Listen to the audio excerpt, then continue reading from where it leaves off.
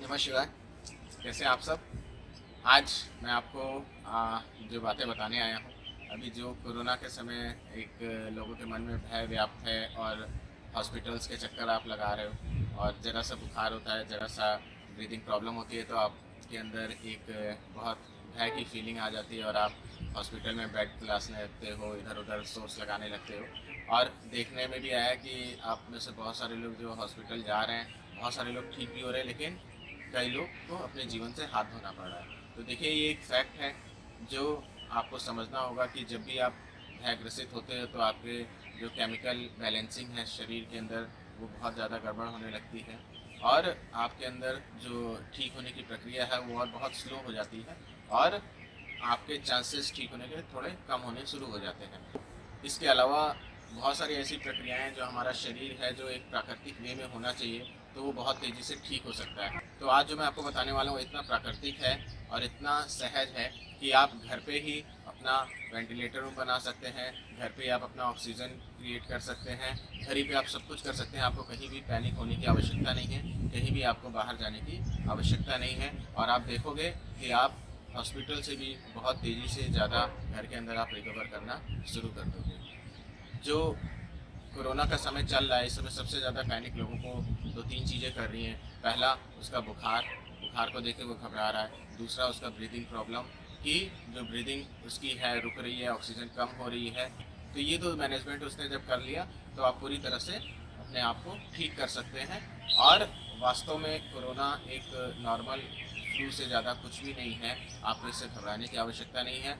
ईश्वर ने जो आपका शरीर बनाया है वो इतना, उसकी इम्यूनिटी इतनी स्ट्रांग है कि कोरोना उससे भी बहुत पावरफुल वायरस भी आ जाए वो भी उसको डिस्ट्रॉय कर सकता है। ये आपको पता ही है कि प्रकृति ने हमारे भीतर रोग प्रतिरोधक क्षमता बनाई है और उसके माध्यम से हमारा शरीर लगातार जो भी हम खाते पीते हैं, इन्वायरमेंट से जो भी बैक्टीरिया हमारे भीतर आता है उनसे वो लड़ता रहता है और हमारे को हील करता रहता है। तो इसी को आपको मजबूत रखना है, इसी को आपको फुलफिल करना है। आप देखोगे कि आप किसी भी तरह के बैक्टीरिया और वायरस से बाहर आ जाओगे। अब मज़े की बात मैं आपको बताऊं, जो मैंने दो चीज़ें बोली कि आपको सिर्फ इसी डर की वजह से आप हॉस्पिटल भाग रहे हो, आप गैस के सिलेंडर्स घर लेके आ रहे हो। और एक और बहुत मज़ेदार आजकल जो आया है रेमडेसिविर इंजेक्शन का, ब्लैक हो रहा है, लोग 50,000 80,000 में खरीद रहे हैं और मिल नहीं रहा मार्केट में और कई लोग उसकी वजह से मर रहे हैं, बताया जा रहा है। तो मैं आपको बताऊं, एक नेचुरल, वो आप प्रकृति का बनाया हुआ ये इंजेक्शन, वो आपको बहुत सस्ते में मिल जाएगा और उसको आप लो, उसमें वो सारी चीज़ें हैं जो वो इंजेक्शन कार्य करता है। तो शुरू करते हैं इसको विस्तार से हम आपको बताना। सबसे पहले मैं आपको ब्रीदिंग का बताऊं। कई सारे लोगों को ब्रीदिंग प्रॉब्लम हो रही है, ज़रा सा जुकाम हो जाता है, कुछ भी होता है तो ब्रीदिंग प्रॉब्लम शुरू हो जाती है। पहली चीज़, इसको आपको दोनों लेवल से देखना पड़ेगा, एक फिजिकल लेवल से, एक साइकोलॉजिकल लेवल से। फिजिकल लेवल से हो सकता है आपको जुकाम हो, कुछ भी हो, तो आपको ब्रीदिंग प्रॉब्लम हो रही है, तो उसमें आपको ऑक्सीजन मास्क की ज़रूरत नहीं है, ऑक्सीजन सिलेंडर की ज़रूरत नहीं है, बल्कि आपको नेचुरली इसको ठीक करने की आवश्यकता है। क्योंकि जो ऑक्सीजन सिलेंडर है, जितनी भी स्टडीज़ हुई हैं, बहुत सारी स्टडीज़ जो हैं उसने ये प्रूव किया है कि ये जो ऑक्सीजन आप बाहर से वैसे लेते हो, ये आपको और हार्म करता है और आपके स्वास्थ्य को और ख़राब करता है। क्योंकि वास्तव में हवा तो आपके चारों ओर ऑक्सीजन है, आप ऑक्सीजन नहीं ले रहे हो, आप हवा ले रहे हो। और ऑक्सीजन के साथ साथ और भी बहुत सारे एलिमेंट्स हैं जिसकी आपके शरीर को आवश्यकता है, जो आप उस हवा के माध्यम से लेते हो। लेकिन उस ऑक्सीजन सिलेंडर में जितना आप ऑक्सीजन लेते हो वो आपके लिए बहुत फ़ायदेमंद नहीं है, हार्मफुल है बल्कि। तो शुरुआत होती है कि कैसे हम इस ऑक्सीजन को मेंटेन कर सकते हैं। पहली चीज़ कि 90 तक का अगर आपका ऑक्सीजन पहुंचा है तो आपको 1% भी घबराने की आवश्यकता नहीं है। 90 से और कम हो रहा है तब आपको उस मैटर को और सीरियस लेने की आवश्यकता है। लेकिन वो 90 भी क्यों आए, आपको अगर आपको लगता है 95, 92, 91 ऐसे हो रहा है ऑक्सीजन, तो आपको क्या करना है, आपको दो, सबसे पहला काम आपको करना है, चेयर पे जब आप बैठते हो तो जैसे आप पीछे बैठते हो ना, तो आपका हार्ट ऊपर है, लंग्स पीछे है, तो आपको ब्रीदिंग में थोड़ी सी, अगर आपको कंजेशन है तो प्रॉब्लम होनी शुरू होगी, ऑक्सीजन लेवल कम मिलेगा। आप ऑक्सीमीटर से देख सकते हो। इसके लिए आपको आगे थोड़ा झुक के बैठना है, थोड़ा सा आगे झुक के बैठो, हाथ आराम से ऐसे बांध लो, हाथ ऐसे बांध लो, उंगली टिका लो इस पर। और इस पोजीशन में आपका हार्ट नीचे है, लंग्स ऊपर है, तो ब्रीदिंग आपकी खुलनी शुरू हो जाएगी। और खुलने का मतलब यहाँ ये नहीं है, अगर आपको मान लीजिए जुकाम है, सर्दी है, तो आपका सांस लेने में जो एक नॉर्मल आपको जो कंजेशन है वो तो आप फील करोगे, लेकिन ऑक्सीजन लेवल धीरे धीरे आपका बढ़ना शुरू होगा। इसके अलावा आपको दूसरा काम ये करना है कि एक छोटा सा टेबल फैन होता है, जो उसको बहुत स्लो स्पीड में 1 पे, 2 पे, 3 पे आपको फेस से 6 इंच या 8 इंच दूरी पे फेस पे करना है। आपके ये पोर्शन पे पूरा वो फैन की हवा आनी चाहिए, तो वो एक नेचुरल, एक प्राकृतिक रूप से वो ऑक्सीजन आपके भीतर जाना शुरू कर देगा। और अगर आपके पास टेबल फैन नहीं है तो आप छोटा सा बच्चों के खिलौने वाले पंखे होते हैं ना, इतने बड़े आते हैं मार्केट में, 100 रुपये, 50 रुपये, 150 रुपये का मिल जाता है, तो वो आप चाहे ऑनलाइन मंगा लीजिए चाहे मार्केट से ले लीजिए, वो आप चला के अपना ऐसे ही झुक के फैन पकड़ लिया और अपने फेस पे दे रहे हैं। इसके अलावा इसमें ही आप ये समझिए कि 90% लोगों का जो ऑक्सीजन लेवल है इसी में मेंटेन हो जाएगा। और अगर फिर भी जो कुछ लोग हैं जिनको और बहुत सारी बीमारियां हैं, ऐसा नहीं कि जिनको और बीमारियां हैं उनका नहीं होगा, लेकिन अगर किसी का इसमें मेंटेन नहीं हो रहा 10-15 मिनट के अंदर, तो आपके लिए एक और है, आप अपने बेड पे लेटिए। यहाँ पे मैंने योगा मैट बिछाया है, लेकिन आप अपने बेड पे ही अपना वेंटिलेटर रूम बनाइए, आपको कहीं भागने की आवश्यकता नहीं है। पहले आपको इसके लिए चाहिए 3 तकिया, आपका बेड और आप। जनरली लोग एक गलती करते हैं, किसी को अगर ऑक्सीजन नहीं लगा है या किसी को सांस नहीं आ रही है तो वो इस तरह से लेटाते हैं या गोद में सर रख लेते हैं। एक तो ऑक्सीजन लगा, ऊपर से सांस भी नहीं आ रही है, या गोद में सर रखने से सर और ऊपर उठ गया तो लंग्स जो है पीछे और जाते हैं या प्रेशराइज हो जाते हैं, और ये इससे 20 से 30% आपकी ब्रीदिंग जो है वो ऑक्सीजन और कम होने के चांसेस होते हैं। इसमें आपको बहुत ध्यान, ये 20 से 30% जो मैं बोल रहा हूँ ये वेट के अकॉर्डिंग है कि कितना व्यक्ति का वजन है, कितना वो उसकी मसल्स की और फेफड़ों की कैपेसिटी है, स्ट्रेंथ कितना है। तो हमें ये गलती नहीं करनी है, हमें एक पोस्चर अपनाना है जो एक वेंटिलेटर की तरह काम करेगा, और आप देखोगे कुछ ही समय में ऑक्सीजन आपका बहुत तेज़ी से, आप अंदाज़ा लगाओ कि हर 1 घंटे में 1 से 2% ऑक्सीजन आपकी बढ़नी शुरू हो जाएगी, और आपको किसी बाहर के ऑक्सीजन के जो हार्मफुल है, जो आपके लिए बहुत कंफर्ट नहीं है, उसकी आवश्यकता नहीं पड़ेगी। तो इसके लिए हम पहले बैठेंगे, है ना। कैसे लेटना है, एक तकिया आपको सर के पास रखना है, एक तकिया आपको पैरों पे, और एक तकिया आपको, अब आपको लेटना है तिरछा,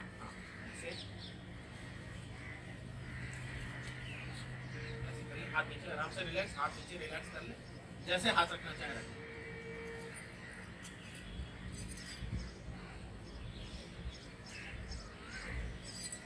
तो इस पोजीशन में आप हाथ अपने हिसाब से रख सकते हैं, जैसे आपको कंफर्ट लगे। आपको जब आप ऐसे पोजीशन में आप बैठेंगे तो आप देखेंगे कि 1 घंटे के अंदर ही आपका 1 से 2% ऑक्सीजन का लेवल बढ़ना शुरू हो जाएगा, और अगर 80 या उससे भी कम तक ऑक्सीजन पहुंच रही है, इस पोजीशन में पैनिक होने की आवश्यकता नहीं है। फिर मैं कह रहा हूँ, आप देखोगे 1 घंटे के अंदर ही पहले आपको एक चुप करके प्रक्रिया करनी है, और अगर आप इतने भी कंफर्टेबल नहीं हो कि चुप करके करें तो इस तरह ही लेट के आप कर सकते हैं। ऐसे पोजीशन में अपने आप ऑक्सीजन का लेवल सही होना शुरू होगा, और आप इसमें डीप ब्रीदिंग भी कर सकते हैं। गहरी सांस आप लीजिए, गहरी सांस छोड़िए, जो भी आपको कंफर्टेबल लगे, थोड़ी देर 1 मिनट कर लिया, 2 मिनट कर लिया, फिर नॉर्मल हो गए, फिर थोड़ी देर बाद कर लिया, तो ये आपके लिए और अच्छा है। इसी तरह जब आप बैठे भी थे आगे झुक करके, उस समय भी आप हल्की गहरी सांस ले सकते हैं, छोड़ सकते हैं। इसके बाद कई लोग जो बुजुर्ग हैं, अगर मान लीजिए ऑक्सीजन का लेवल 80 है तो 1 घंटे में वो 85 पहुँचा, 82 पहुँचा, फिर और जब आप उठ के बैठोगे तो फिर आप देखोगे वो धीरे धीरे हो सकता है थोड़ी देर में कम होना शुरू हो जाए।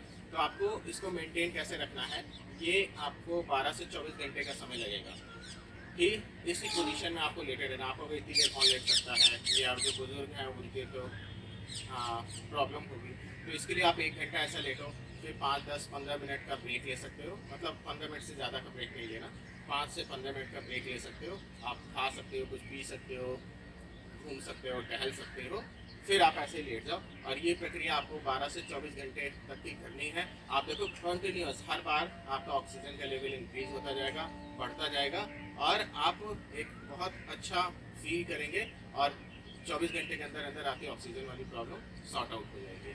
तो आपको बाहर के किसी भी ऑक्सीजन की आवश्यकता नहीं है। प्रकृति ने खुद आपको इतना सारा दिया है कि आपको किसी भी बाहर की अप्राकृतिक चीज़ की आवश्यकता नहीं है। Thank you. उदय आदित्य। तो ये तो हो गया ऑक्सीजन मैनेजमेंट। अब आपको टेम्परेचर मैनेजमेंट देखना है अपना, कि कैसे आप अपने टेम्परेचर को मैनेज कर सकते हो। पहली चीज़, बुखार कोई बीमारी नहीं है। आप बुखार आए तो आपको खुश होना चाहिए कि आप बुखार क्यों आता है। आप कोई भी मशीन जब स्टार्ट करते हो तो धीरे धीरे वो मशीन गर्म होती है। वो गर्म होने इंडिकेशन ये नहीं है कि मशीन ख़राब हो रही है या मशीन में डिफेक्ट आ रहा है। वो गर्म होना ये इंडिकेट करता है कि मशीन उसका परफॉर्मेंस पूरी रूप से सामने आ रहा है। तो वैसे ही शरीर में प्रकृति ने हमें रोग प्रतिरोधक क्षमता जो बनाई है, आपको जब भी बुखार आता है तो इसका मतलब ये है कि कोई भी बाहर का बैक्टीरिया, कोई भी वायरस, कोई ऐसी नकारात्मक चीज़ जो आपके भीतर गई है जिससे आपका इम्यूनिटी लड़ाई लड़ रही है, तो शरीर आपका गर्म होता है। तो इस केस में आपको घबराने की ज़रूरत नहीं है। लोग सबसे बड़ी गलती क्या करते हैं, जैसे कुछ होता है बुखार की दवा खा लेते हैं, पैरासीटामॉल हुआ और भी बहुत सारी दवाइयाँ हुई, तो ये बिल्कुल नहीं खाना। भले आपको लगता है पैरासीटामॉल बहुत सेफ है, लेकिन ऐसा नहीं है। उसके बहुत सारे साइड इफ़ेक्ट्स उसके भी हैं। अभी मैं उस बात पे ज़्यादा नहीं जाऊँगा। लेकिन बुखार आपको आया और आपको पैरासीटामॉल नहीं खाना, क्योंकि ये साइंटिफिकली है कि आप पैरासीटामॉल खाते हो तो आपका शरीर जो है एकदम तुरंत उसका टेम्परेचर डाउन हो जाता है, और वायरस को जो हमारी इम्यूनिटी ढूंढ करके जो हटाना है, उसको डिस्ट्रॉय करना है, वो शरीर टेम्परेचर डाउन हो जाता है तो उन वायरस को और फैलने का मौका मिल जाता है। तो इस तरह से जो आपकी बीमारी है, हो सकता है 1-2 दिन में जो ठीक हो जाए, 4 दिन में ठीक हो जाए, वो बहुत लंबे समय तक बनी रह सकती है और बहुत देर में ठीक हो सकती है। तो आपको टेम्परेचर को मैनेज करने की आवश्यकता है। आप इसको ऐसे समझो, जो टेम्परेचर है 101 तक, उसके लिए कोई चिंतित होने की आवश्यकता नहीं है। एकदम नेचुरली छोड़ देना है। उसको भी कैसे हील किया जा सकता है मैं अभी प्राकृतिक रूप से आपको समझा दूंगा। और 101 से ऊपर अगर टेम्परेचर होता है तो शरीर में बहुत सारे डिस्कम्फर्ट भी होने शुरू हो जाते हैं, दर्द होना और हेडेक होना, पैरों में दर्द, हाथों में दर्द, अकड़न और भी बहुत सारी चीज़ें, वोमिटिंग, लूज मोशन भी होता है कई लोगों को। तो उसके लिए आप एक काम ये कर सकते हैं, फिर मैं बोल रहा हूँ गोली नहीं खानी है, प्राकृतिक रूप से ही आपको कपड़े लेने हैं, 10-15 कपड़े के टुकड़े लेने हैं, टॉवल्स आप छोटी छोटी ले सकते हैं, और एक बहुत अच्छा सा एकदम ठंडा पानी, आप बर्फ़ भी यूज़ कर सकते हैं, उसमें भिगो के आपके पैरों के काफ मसल्स पे, हाथों पे, बाइसेप्स पे, चेस्ट पे और माथे पे आप पट्टी कर सकते हैं। हर 1 मिनट पर पट्टियाँ बदलिए, आप देखेंगे थोड़ी देर में टेम्परेचर आपका डाउन होना शुरू हो गया। और शरीर हो सकता है इस बीच बहुत कपकपी आए, कुछ हो, तो ये कपकपी आना ये इंडिकेशन नहीं है कि उसकी तबीयत ख़राब है या आपको बहुत किसी दवा की आवश्यकता है। ये एक पॉजिटिव साइन है कि शरीर तैयार है उन बैक्टीरिया से, उनसे लड़ने के लिए। उस केस में जब बहुत वो आए तो आप कंबल उड़ा सकते हैं, रजाई उड़ा सकते हैं, एक से ना जाए तो 2, 3, 4, 5 जितने भी आपको उड़ाने पड़े उड़ा सकते हैं। और ये थोड़े थोड़े देर पे ये पट्टियाँ लगातार करते रहिए। आप देखेंगे ये मैनेजमेंट जैसे आप करोगे, तुरंत आपका बुखार थोड़े समय में नॉर्मल होना शुरू हो जाएगा और आप इस चीज़ से बाहर आ जाओगे। तो टेम्परेचर जो है ये बैक्टीरिया से लड़ने के लिए आपकी सहायता करता है, ना कि ये आपको डिस्ट्रॉय करने के लिए या आपको हार्म करने के लिए आता है। तो इसको बहुत ध्यान देने की आवश्यकता है। बुखार को लेकर लोगों के मन में बहुत भ्रांतियाँ हैं कि बहुत ज़्यादा टेम्परेचर हुआ तो शरीर के ऑर्गन्स डिफेक्ट हो सकते हैं, उनमें प्रॉब्लम आ सकती है। आपको इसको मैनेज करने की आवश्यकता है। बुखार फिर मैं कह रहा हूँ आपके लिए जानलेवा नहीं है, ये आपके लिए वैसा हार्मफुल नहीं है। बुखार एक आपकी रोग प्रतिरोधक क्षमता को इंडिकेट करता है कि कोई भी बैक्टीरिया आ रहा, आपका शरीर तुरंत लड़के उसको हटा दिया उसने। तो इसको मैनेज करने की आवश्यकता है। ये पट्टियाँ जैसे आप करोगे वो हील होना शुरू होगा, और प्राकृतिक रूप से इसका तरीका आपको करना है। उसके लिए आप संतरे का जूस पी सकते हैं, उसके लिए आप नारियल का पानी पी सकते हैं। और इसका मैं अभी आपको विस्तार से बताता हूँ कि कैसे हम बुखार का या किसी भी फ्लू का इलाज कर सकते हैं प्राकृतिक रूप से। पहले मैं आपको आजकल जो बहुत ज़्यादा मांग हो गई है मार्केट में रेमडेसिविर इंजेक्शन की, जिसको इस समय संजीवनी बूटी कई लोग बोलना शुरू कर दिए हैं, किसी ने कुछ बोलना शुरू कर दिया, और ब्लैक मार्केट हो रही है। 80,000, 50,000, 30,000, जिसके जो मन में आ रहा है वो मांग रहा है। पैसे लोग दे रहे हैं क्योंकि लोगों को अपनी जान की पड़ी। उन्होंने कभी जान बचेगी तो हम और कमा लेंगे, लेकिन उसकी ब्लैक शुरू हो गई है। मैं आपको बताऊं, प्रकृति ने ये जो रेमडेसिविर इंजेक्शन है ये आपको वरदान के रूप में खुद दे रखा है और उससे कहीं ज़्यादा। और उसके लिए आप नारियल पानी पी सकते हैं। नारियल पानी वो अमृत है, वो प्रकृति का बनाया हुआ, भगवान का बनाया हुआ अमृत है। नारियल पानी में वो सारे कंपोनेंट्स हैं, वो सारे मिनरल्स हैं, वो सारी चीज़ें हैं जो आपके शरीर को चाहिए, जो बैक्टीरिया को मारने के लिए आवश्यक है, जो वायरस को हटाने के लिए आवश्यक है, उसको डिटेक्ट करके डिस्ट्रॉय करने के लिए आवश्यक है। तो नारियल पानी पीजिए अच्छे से खूब सारा, आप देखेंगे कि आपको उस इंजेक्शन की आवश्यकता ही नहीं है। अब आता है कि कोई भी फ्लू, जुकाम, सर्दी, कोरोना ही क्यों ना हो, कैसे उसको ठीक किया जा सकता है प्राकृतिक रूप से। तो इसके लिए सबसे अच्छा है कि जो भी आपको ये सिम्टम आए कि हाँ आपको लग रहा है, तो बहुत सारे जो रिसर्च हुई है यहाँ से लेकर अमेरिका तक, इंग्लैंड तक, उन सब लोगों के रिसर्च से यही बात आई है कि आप नेचुरल फ्रूट्स पे कुछ रहें जिसमें विटामिन सी की मात्रा ज़्यादा हो, तो आप देखोगे कि आपका ये प्राकृतिक रूप से चीज़ें हील होनी शुरू हो जाएंगी और आपको किसी भी दवा की आवश्यकता नहीं पड़ेगी। क्योंकि अगर आप देखो तो हर एक दवा का साइड इफ़ेक्ट ज़रूर होता है, तो इसलिए प्राकृतिक चीज़ों पे ही आप ज़्यादा अच्छे से सर्वाइव कर सकते हैं। अब मेरा ये मानना है, ये मेरी, आप मानो या ना मानो, कि अगर आप नेचुरल तरीके से अपने आप को हील करते हो, चाहे कोरोना हो चाहे किसी भी चीज़ को, तो उसमें डेथ के जो चांसेस हैं वो 99% कम हो सकते हैं।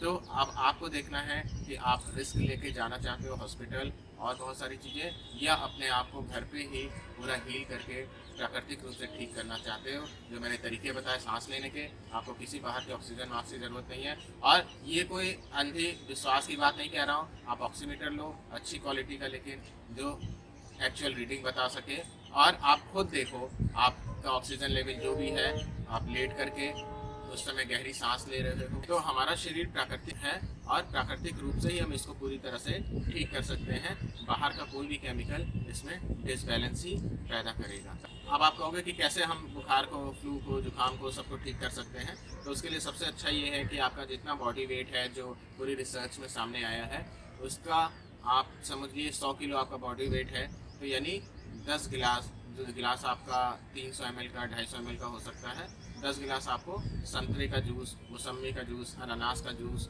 आपको पहले दिन पीना है, और 10 गिलास ही कोकोनट वाटर।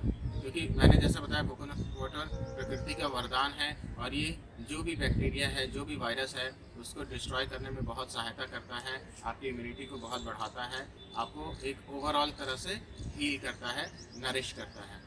तो पहले दिन अगर आपका 100 किलो वज़न है, तो 10 गिलास संतरे का जूस या मौसम्मी का या अनानास का, ये मिक्स करके, और 10 गिलास आपको कोकोनट वाटर पीना है। फिर दूसरे दिन आपको इसका आधा कर लेना है, यानी 5 गिलास संतरे का जूस, 5 गिलास नारियल पानी, और दूसरे दिन आपको इसका आधा 5 गिलास संतरे का जूस या अनानास का जूस या मौसम्मी का जूस या मिक्स करके, और 5 गिलास नारियल पानी पीना है। प्लस आपका बॉडी वेट का 50% ग्राम में, आप जैसे 100 किलो पर हैं, तो यानी 500 ग्राम, ठीक है, आपको टमाटर खाना है, खीरा खाना है लंच में, और टमाटर और खीरा डिनर में। तो आपको इसके अलावा कुछ नहीं लेना। ये जूस जो है थोड़ा आप ज़्यादा पी सकते हैं, कोई दिक्कत नहीं है। और पहले और दूसरे दिन बाकी कुछ भी नहीं खाना, ना दूध से बनी कोई वस्तु, ना चाय, ना कॉफ़ी, कुछ भी नहीं, आप सिर्फ पानी पी सकते हैं। और तीसरे दिन सुबह 11 साढ़े 11 तक का आपको इसका भी आधा, यानी 2.5 गिलास संतरे का जूस, 2.5 गिलास नारियल पानी, और फिर लंच में आधा किलो यही टमाटर और खीरा खाना है। और 2.5 दिनों में आप देखेंगे कि आप पूरी तरह ठीक हो चुके हैं, या आप 90% रिकवर कर चुके हैं। फिर आप रात को अपना नॉर्मल खाना जो भी खाते हैं वो खा सकते हैं। अगर कुछ लोगों को इसमें ये संख्या बहुत, कि आपको बहुत सारी और बीमारियां हैं और भी बहुत सारे कॉम्प्लिकेशंस हैं, तो हो सकता है ये केस हो सकता है 100 में सिर्फ 1 लोग को या 2 लोगों को, तो आपको ये डाइट दोबारा रिपीट कर देनी है। ये 2.5 दिन के बाद रात को हल्का डिनर कर लिया, पका हुआ खाना जो भी आप खाना चाहते हो, चौथे दिन से दोबारा ये सेम डाइट आपने रिपीट कर दी, तो आपका वो रिकवर हो जाएगा। और 99% लोग ये 2.5 दिन में ही पूरी तरह ठीक हो जाते हैं, और किसी भी तरह का बैक्टीरिया, फिर वो कोरोना वायरस ही क्यों ना हो, वो सारा डिस्ट्रॉय हो जाता है और आप अपने आप को पूरी तरह हील कर लेते हैं। अब मैंने बताया साइकोलॉजिकली ब्रीदिंग प्रॉब्लम क्यों होती है। फिजिकल तो जो मैंने बताया कि आपका कंजेशन है वो है, साइकोलॉजिकल इसको समझने की बहुत आवश्यकता है। आपने कभी देखा है हॉरर मूवी आप देखने गए हैं और कोई बहुत डरावना सीन आया, आपको पता है उससे कोई भूत बाहर निकल के नहीं आ जाएगा, लेकिन फिर भी आप डर जाते हो, आपकी सांसें रुक जाती हैं। या कोई ऐसी घटना घटित हुई परिवार में, या कोई आपने किसी का सुना कुछ भी ऐसा जिसको आपको अंदेशा नहीं था, तो आप एकदम भीगे भन जाना बोलते हैं उसको, या सांस आपकी रुक जाती है। उस समय भी आपका ऑक्सीजन देखा जाए तो बहुत कम हो जाता है, लेकिन आपको पता है आप उस समय ये एक घटना ऐसी घटित हुई इसलिए ऐसा हुआ। तो ये भय है बाहर का जो आपके भीतर व्याप्त हो गया है, और ये भय आपको हील करने की आवश्यकता है। इस भय को आपको दूर करने की आवश्यकता है। और एक चीज़ जो फैक्ट है, आप बहुत सारा टीवी समाचार न्यूज़पेपर और मैसेजेस देख देख के, लोगों की बातें सुन सुन के, आसपास के लोगों को मरते हुए देख करके आपके अंदर भय इसलिए व्याप्त हो गया है कि कहीं आपका भी नंबर ना आ जाए। लेकिन मैं आपको यकीन दिलाऊं कि अगर आप प्राकृतिक रूप से चल रहे हो तो आपका कुछ भी ये वायरस बिगाड़ नहीं सकता है। आप अपने आप को पूरी तरह हील कर लोगे, और आपको इस भय को दूर करने की आवश्यकता है। और कैसे ये भय या कोई वायरस अगर आ भी गया है, उसको डिटेक्ट करके उसको हील किया जा सकता है, ये मैंने ध्यान के माध्यम से भी सिखाया है, क्वांटम साइंस के माध्यम से सिखाया है, मेटाफिजिक्स के माध्यम से सिखाया है। आप ऑफिस के नंबरों पे फ़ोन करके वो लिंक्स मंगा सकते हैं, वो फ्री है सबके लिए, क्योंकि इस समय ये एक सेवा का मौका है। जितनी ज़्यादा प्रकृति को, जितने ज़्यादा ह्यूमैनिटी को हम सेवा करके बचा सकें, ये हमारा सौभाग्य है। तो आप भी बेझिझक उन ध्यान प्रक्रियाओं को मंगा करके अपने आप को पूरी तरह हील कर सकते हैं। आप देखेंगे आपका भय, आपकी बीमारियां, बहुत सारी चीज़ें हील होनी शुरू हो गई। और जैसा कि आपको पता है कि मेडिकल साइंस में भी जो बहुत सारी चीज़ें लाइलाज हैं, जिनका इलाज नहीं हो सकता, ध्यान के माध्यम से हमने उनको हील किया है, और वो पूरा का पूरा लोग ठीक हो गए हैं। और ये एक ऊर्जा ध्यान है, एक साइंटिफिक प्रक्रिया जो क्वांटम मैकेनिज्म पे बेस्ड है, जो मेटाफिजिक्स पे बेस्ड है, और उसके माध्यम से हम अपने जीवन में किसी भी बीमारी को, किसी भी सिचुएशन को, किसी भी लेवल पे हम उसको हील करने में सक्षम हैं। तो आप सबका स्वागत है। एक चीज़ और आप कर सकते हैं इसमें, सपोज करिए आप कार में बैठे हैं या कहीं बैठे हैं या घर पे, और अगर आपको सांस लेने में नाक से दिक्कत हो रही है तो आप मुंह से भी सांस ले सकते हैं, मुंह से भी निकाल सकते हैं। एक और प्रक्रिया आप कर सकते हैं कि सांस नाक से आपने लिया, गहरी सांस, और मुंह से मुंह खोल करके जैसे सीटी बजाते हैं वैसे करके मुंह से निकाल दिया। नाक से लिया और मुंह से निकाल दिया। मुंह को गोल करके जैसे सीटी बजाते हैं, नाक से लिया और मुंह से निकाला। अगर बहुत ज़्यादा कंजेशन है तो आप दोनों मुंह से ही सांस ले भी सकते हैं, निकाल भी सकते हैं। और सबसे अच्छा, अगर कंजेशन आपका है तो एक और छोटी सी प्रक्रिया है जिससे आपकी नाक खुल सकती है। सीधे बैठेंगे और आँखों की एक एक्सरसाइज है, आँखों को दाएं बाएं 10 बार घुमाइए आराम से, आँखों को दाएं बाएं 10 बार, फिर 10 बार ऊपर नीचे,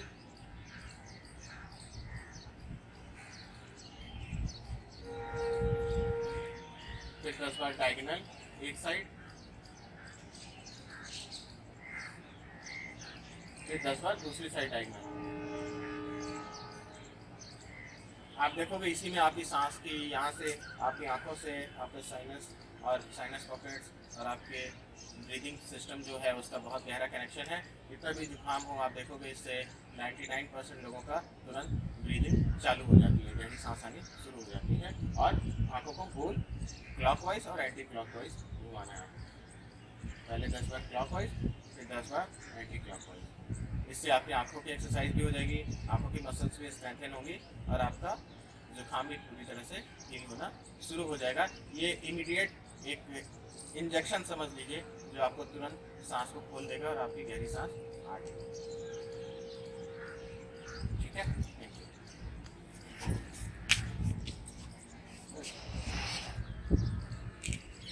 तो इस वीडियो को बहुत ज़्यादा से ज़्यादा शेयर करिए, ज़्यादा से ज़्यादा लोगों तक पहुँचे। हो सके तो इस चैनल को भी सब्सक्राइब कर लीजिए, जिससे हम आप हमारे और ऐसी अच्छी वीडियोस देख सकें और अपने लाइफ को ट्रांसफॉर्म कर सकें। और अगर आपको कोई प्रॉब्लम है लाइफ में, हेल्थ से रिलेटेड हो, किसी और चीज़ से रिलेटेड हो, कैरियर से रिलेटेड हो, कुछ भी जो आपको लगता है कि आपकी लाइफ में हील नहीं हो पा रहा, कुछ अटकाव आ रहा है, तो आप हमसे सजेशंस ले सकते हैं। हम आपकी सहायता करने में अपने आप को सौभाग्यशाली मानेंगे। आप सभी का धन्यवाद। नमः शिवाय। Thank you Aditya. वेलकम।